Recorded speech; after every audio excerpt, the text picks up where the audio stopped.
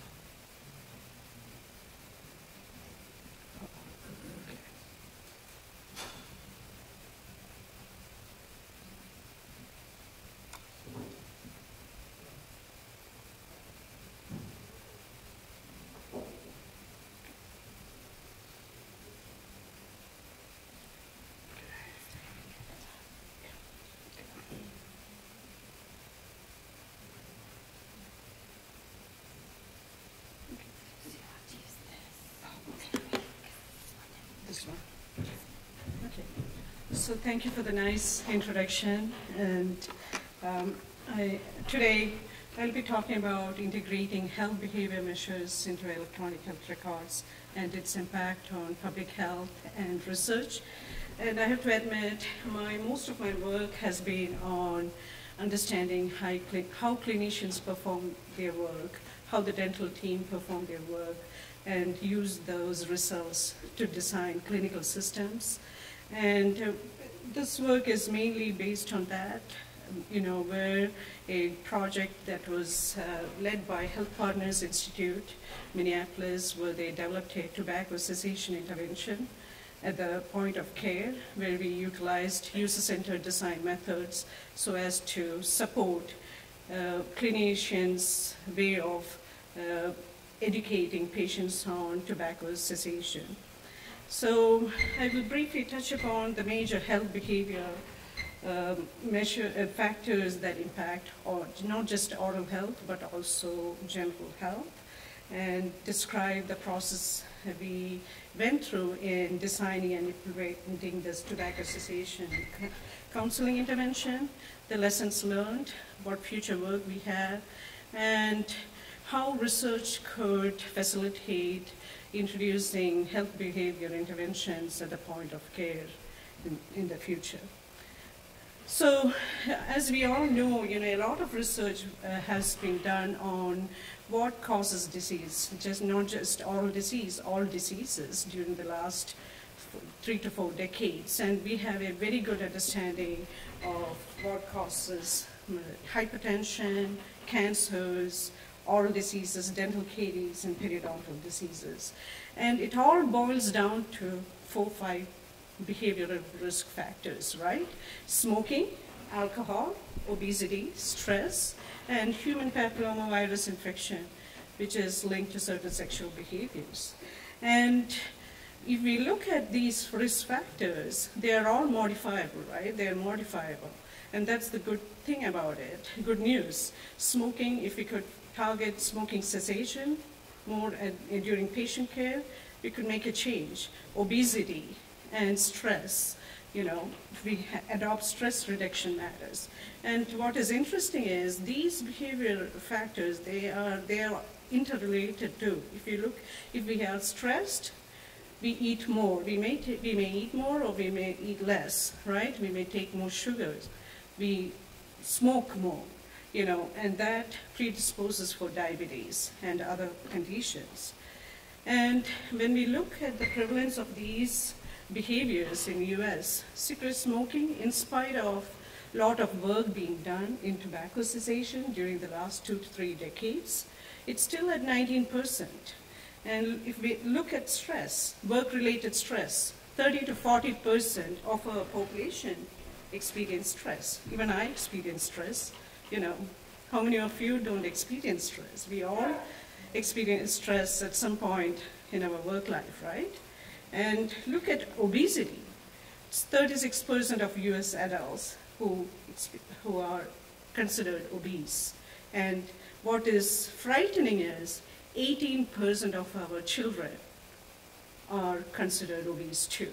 So that's quite alarming, right?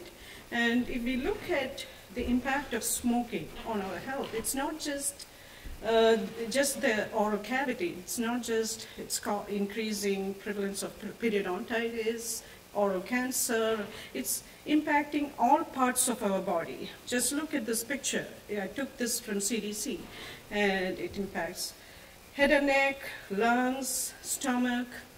You name the organ, and it's impacted by smoking. The same is true with obesity. We have known for long obesity causes many kinds of diseases that affects our body: stroke, heart failure, hypertension, cancers, and everything. And now recently it has been shown that there's a strong association between obesity and all diseases, especially among children. And this is where we could make a change, because historically, as clinicians, we have been trained to document social history during patient care. We take detailed history of patients smoking, alcohol, diet, everything. We do that, and both in medical and dental settings. How do we use it? We use it to assess risk for oral diseases. We use it when we are assessing treatment plan outcomes. And we also educate our patients, and thankfully most our hygienists, they do a great job in educating patients on the health behaviors, and also emphasizing the link between oral and systemic diseases. But the problem is, oftentimes we are quite inconsistent in educating patients or encouraging them to change their behavior, whether it is tobacco cessation counseling, healthy diet, education, or even, I don't think we have even started talking about weight loss. We feel it's delicate, but I think hygienists, they are not inhibited in talking to their patients about even considering weight loss. And this is a missed opportunity. If we want to think about how we address the alarming rates of obesity, smoking, and stress-related diseases, we need to start somewhere. And change is a process. It's not an event. It doesn't happen at a one-time visit. We need to do that constantly over a period of time. It happens over a long period of time. And we know human behavior, right? Even if I know that I should not be eating chocolate, I might end up eating chocolate, right? So we need to be constantly reminded about it. And for that, I think as clinicians, we always feel responsible to educate our patients, but oftentimes we are always constrained by time. And that's where we should think about having the appropriate decision support tools to support providers to do that, implement that change with their patients. And if we think about how this could translate in public health, population-wise, I think if we target the underlying behavioral risk factors, we are really moving away from the current way of managing diseases. We go disease specific. We are addressing dental caries, periodontal disease, or we are doing colon cancer screening, prostate cancer screening, mammograms, breast cancer screening. Instead of that, if we can target on changing these 4 risk behaviors, that could have a huge impact on the health of our population. And integrating these measures could also, down the road, generate meaningful information on what impacts our health. And again, I just wanted to show this picture. Currently we think only about the mouth when the patient comes in. This would be a great, we treat by the anatomic location or by systems. And this would be a great opportunity to make mouth part of the body, right? And think about the person as a whole. And with that, I would like to now describe what we have done in terms of designing a tobacco cessation intervention at Health Partners. And this was led by Dr. Brad Rintel and Dr. Rush at Health Partners. And the motivation was to create a decision support system that guided providers to discuss tobacco use with their patients based on the patient's level of dependency, nicotine dependency, and the patient's desire to quit. And we also wanted to evaluate the dentist and hygienist rate of assessment, how well they assess the patient's interest in quitting and delivering that brief tobacco intervention and referring the patient to the quit line. And for that, what we did was, again, here Dr. Friedman was saying, informatics is all about planning, and even Mohammed referred to that, how we first need to think about how clinicians perform their work, how do they interact with these information. And so we need to do a lot of planning, and we did that through observations, workflow observations, and through focus groups. And then based on the results, we designed the system and finally performed a randomized controlled trial. And when we did the workflow observations, our group did about 25 observations in 12 clinics until we reached a level of saturation where we were observing the same workflow. And what we found was hygienists performed most of the clinical documentation, and that's not surprising to any of us, right? And they typically documented the patient's tobacco use in the health history section, and they also documented it for risk assessment and for treatment plan. And one unfortunate thing was, they had to do a lot of duplicate data entry. The information that was recorded in one place didn't get auto-populated to other sections. And providers often experienced difficulty in assessing the patient's level of nicotine dependence. And this has relevance to Health Partners because they have trained their staff, the dentists, hygienists, all dental staff, on assessing patients' level of nicotine dependence. And in spite of that, they were experiencing difficulty with determining that at the point of care.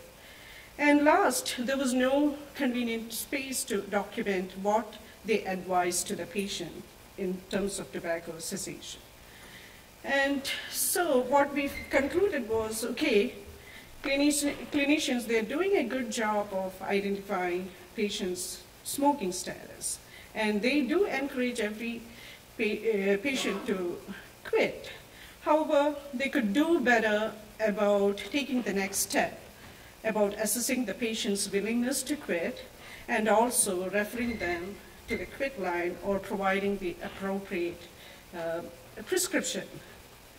And we took these results, organized focus groups to see how they responded to a decision support tool that will help them in referring their patients to the quit line. And interestingly, hygienists, because they document all the information, they prefer to have all the information documented in the health history section. They were very much enthusiastic to have a tool in place that would help them in referring more, more patients to the quit line. And that's a big success for us, because when we are implementing informatics intervention, it's not about technology. It's really getting that acceptance in place first. Once we have that, then everything becomes easy. So it's a socio-technical process.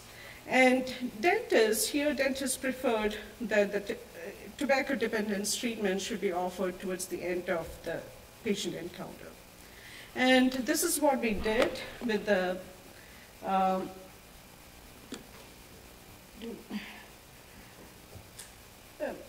health history page. Basically, in Health Partners, what they would do is they ask detailed questions about smoking.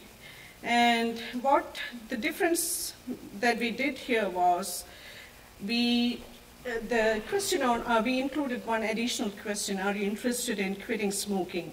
And basically we gave offered some responses based on the change in willingness to change. And I'm not an expert in tobacco cessation literature, but basically it's pre-contemplation that indicates no, the patient is not interested in quitting. Contemplation, yes, the patient is interested in quitting. Action, and the preparation, and then maintenance. So based on that, what we did was, when the hygienists completed this, then we created an algorithm that will automatically generate a script for the providers that they could use in advising patients. And then all they have to do is they just have to check the appropriate script they used. And what is good about this is these messages are tailored based on the patient's nicotine dependence level. So it's really tailoring to what patients need, and it's not like a one-size-fits-all message. It's not a generic message. And once they click on this discussed icon, it will generate an automated discussion note that shows, okay, these are the advice you gave last time, and this was the dependency level for that patient. So that note, they could use it at subsequent visits, and there is a continuity.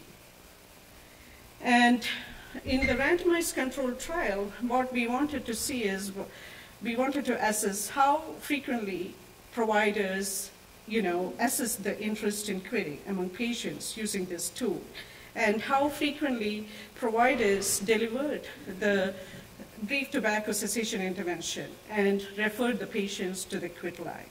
And we also wanted to see to what extent patients perceived the value of receiving this counseling. And we had 15 clinics, and 7 clinics were in the intervention arm, and 8 clinics in the control group. We had a total of 548 patients who participated. And as you can see, almost 60% were female, and 88% Caucasian, with a mean age of 46 years. And about 60% of these patients smoked 10 or less number of cigarettes per day. And they were more than half were in the moderate category of nicotine dependence. And the way we assessed the frequency of patients referring their patients to the quit line was through the patient survey following their visits. And you can see this table where we see the responses from the standard of where the control care clinics were and intervention clinics. And what you can see is okay, when we look at the first question, ask if you smoke or have ever smoked in the past. I think both control clinics and intervention clinics, they are doing a great job. More than 95% of clinics, patients said, yes, their providers asked that question. When we go to the next question, ask about your interest in quitting or smoking, there's a huge improvement in the number of patients who responded, yes, their providers asked about their interest in quitting where the tool was used. So that's and this is significant, and that's a huge improvement. And the same about talking about specific strategies to quitting smoking and referring the patients to the tobacco quit line. There were significant improvements. So that shows how the tool helped the providers in educating their patients about tobacco cessation and taking them to the next step by referring them to the quit line. And we also did some observations post-implementation, and what we found was hygienists were the primary users of the tool. And oftentimes, they referred to the scripted messages and customized it so that, it didn't sound very generic. And what we also learned was patients really, they were open to providers' advice. They openly, discussed their quit plans, their concerns, and it was an opportunity for even for patients to open up and talk about their fear. So other lessons that we learned was when we were doing observations, what we found was there was a disconnect between what patients answered and how it translated when hygienists were entering the responses. Because the question on the dependency, the responses, we had framed it in a structured data manner. And that became a challenge for hygienists. Sometimes patients would say, I'm not at all interested, don't talk to me about it. And the only way the hygienist could enter it is, patient is, in pre-contemplation phase, nothing else. So it's, that context, there was no way to capture that context. And oftentimes, providers could not find the previous tobacco assessments and recommendations, even though that was one of the other primary focus. And both dentists and hygienists felt they felt that there's a discontinuity in care because they were not getting any feedback from the quit line as to whether the patients followed up and whether they continued the treatment. So that loop needs to be closed. And at times, there was patients felt very sensitive when asked about tobacco use. They were concerned whether they could get in trouble or whether they would get a bill for tobacco cessation activities. And both dentists and hygienists felt they need to approach these kind of behavioral change interventions as a team, and so that there is a consistent message that patient receives, and that would help the patients realize the seriousness of the problem. And time, of course, all the time, they would love to maximize based on the time available, and they would love to able to reuse the tobacco information for other purposes also. And we also need to look into how patients, from the patient side also, how patients perceive about the tool and the information that's provided to them.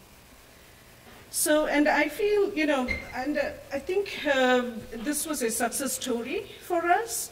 And the reason is we employed a user-centered design approach. We did a lot of we spent a lot of time planning, understanding how users perform their work, finding out what they need. And that really helped in developing a tool that integrates well with the clinic workflow and with what they are doing. So, that's very important. It's not, it's not that you can just plug a technology into a practice and expect to work seamlessly. Now, future work would be to explore ways to capture patients' readiness and change in a reliable and accurate manner. And we may have to think about a combination of structured data and narrative text. And also, how could we seamlessly coordinate these messages across the entire dental team so that all of us provide a consistent message to the patient, and that message is conveyed across to the patient. So here, that's the question we have, right? How can dentistry contribute to these behavioral changes? And I feel, by integrating behavioral health measures, we could, contribute towards improving our patients' health, not just oral health, but even overall health. Because all these risk factors, they play a major role on all the diseases that affect our body. And it's very important that we provide the appropriate support to the clinicians so that they could enable that change. And another significant thing is we need to keep in mind is we need to tailor the message to the patient, to the individual patient, and not just have a generic message. And last but not the least, we need to educate our future dental graduates on the importance of addressing patients' health behaviors. And it's not enough that we learn to do a good restoration or crown. We need to focus on our patients' behaviors too. Now, there are a lot of work done in tobacco cessation, but I just wanted to point out two other major works that have been done in tobacco use and interventions. There has been a randomized control trial of smoking cessation e-referrals among 100 national dental practice-based research network practices, and they had a high referrals in the intervention practices and even a higher quit rates, which is amazing. And as we all know, there is a growing emphasis on interprofessional education. And what's good about it is the focus is on behavioral change. And right now, the focus is mostly on tobacco cessation and diet among children. So I think that's that's really nice to see that. Some of the ongoing projects we have, we currently have a UO1 project and Heiko is here. That's led by Heiko Spalek and Brad Rindell to integrate and implement CADI tool with two electronic dental records, Axiom and a major electronic dental record system used by the network practices. So as part of that program, 2 dental schools will implement the tool in their clinical systems. One is Indiana University, where I work, and University of Pittsburgh. And then we'll also implement the tool in 16 private practices, 16 network practices. And another grant that I have is exploring the extent to which network practices data could be leveraged for clinical research. So this is a recent grant that I received through the network. And here what we are trying to do is we are assessing the quality of the data that's gathered at practice level. And I feel that would be a great opportunity for us to learn how we practitioners document data once we leave schools, and start practicing. And it's amazing. We just started recruiting in August, and right now 65 practices have been recruited, and we have got data from about 50 practices. And I have been very surprised by this because that was my biggest concern, whether practitioners would be willing to share their data. And of course, it's de-identified data, but I feel it's a big step. And it will be interesting to learn about their documentation practices. And lastly, we are also working on extracting patient smoking status from our dental school data because they are documented in free text. So we are creating a natural language processing pipeline to do that. So with that, I would like to go into what kind of research would enable integrating health behavior measures. What I feel is, not what I feel, there are a lot of studies during the last 3 decades on tobacco cessation. And we could learn a lot from that and think about how we could apply to address other health behaviors like alcohol, diet, and obesity. I don't think much work has been done in alcohol and oral health. That's my impression, but I could be wrong. And the second part is more research is needed to ensure the data capture is accurate and reliable. It's aligned with the clinical workflow by not causing excessive burden to clinicians and not causing harm to patients too. And how do we enable peer support? How could we share our smoking cessation activities with our medical colleagues? That would be really great because that would enable providing a consistent message to the patients, whether they go to dentists or to a physician's office, they are hearing the same. And that would be the aha moment for them. Oh, you know what? I better start working on quitting smoking. And I also feel we need to define the value of health behavior change, not just among clinicians, but even at patients level too. Oftentimes, I hear my colleagues tell me, okay, I do this tobacco cessation. What's the benefit to me? Who is going to reimburse that? So, much work needs to be done on how we approach that problem. Should it be new models of payment, or should it be new models of value-driven incentives? That's yet to be explored. So to conclude, just developing clinical practice guidelines and educating is not sufficient. We also need to think about how do we translate that to the point of care so that we could make an effective change. And for that, we need implementation science and informatics research because behavioral change, it doesn't happen overnight. It's a process. It takes a long time to happen.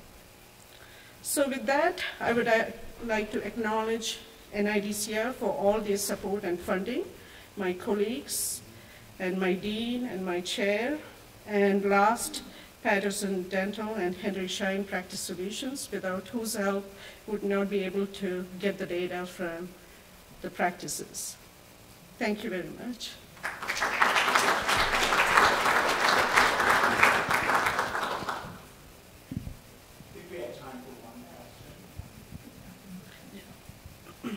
Thank you. I just want to address your concern about the disconnect between the follow-up to the quit lines, because, that you would get on a recall basis. So what you've done is develop the first part of the behavioral health process. So do you have plans for interviewing the patients again and developing guidance for when they come back? Because there's in all the behavioral change theories, it's like a cycle. So they may stop for a while, and then they start again. They may switch to smokeless tobacco. They may do e-cigarettes. So are you doing research to catch all of that when they come back so you can document what the outcomes are? Right. So for the UA01 grant, and Heiko can say better, we have plans to follow up on patients and interview patients and find out what they did so that we can learn more about their experience with the quitline also. And then there's going to be a decision tree again as to what they said, and then you keep going? We haven't gone to that extent, but maybe I think it's a project worthwhile to explore. Yeah. We have been focusing more on implementation and dissemination, but thank you for that suggestion. Yeah. Thank you very much. May I just get, Thankam, very nice presentation. This concept of automating and preventing the moving of data multiple times, you know, you've seen, I'm from NYU, we have had an active intervention for over 2 years now. We've distributed over 1,000 NRT regimens, and we've done over 5,000 letters referring people to call the quit line if they want to do it. But it's all automated driven, that they check yes to this, they're forced to complete a risk assessment, which starts out, are you interested in quitting? If you answer no, a letter is instantly generated for walkout when they leave that says quitting is the most important thing you can do for your health, and in the event that you choose to do this later on, ask us or contact the quit line, or here are the New York City resources available, and we actually see to it that we receive it. Donna Shelley, who ran the New York City, we published on this in JD years ago when we were doing it manually. We've actually been able to drive our patients to a 23% quit rate, which is higher than the national quit rate. We've been able to make those referrals. That data is out there, but the whole key is the automation to drive that. We've done the same thing now with referral for BMI to weight management. We're in the process of doing the same thing with blood pressure and a number of other mechanisms, but you have to automate this so that it's one click you can hit and the letters pop up automatically. The students actually are eager to do it and manage it. Organizations like this have to work to get public health. I mean, Medicaid in New York State pays the dentist for the counseling. There are a number of things you have to put mechanisms in, and our students, and we have 1,600 of them, do this routinely. It's in their DNA. That's amazing. Yeah. Thank you. Thank you so much, and I appreciate you taking time to share with us today. Thank you.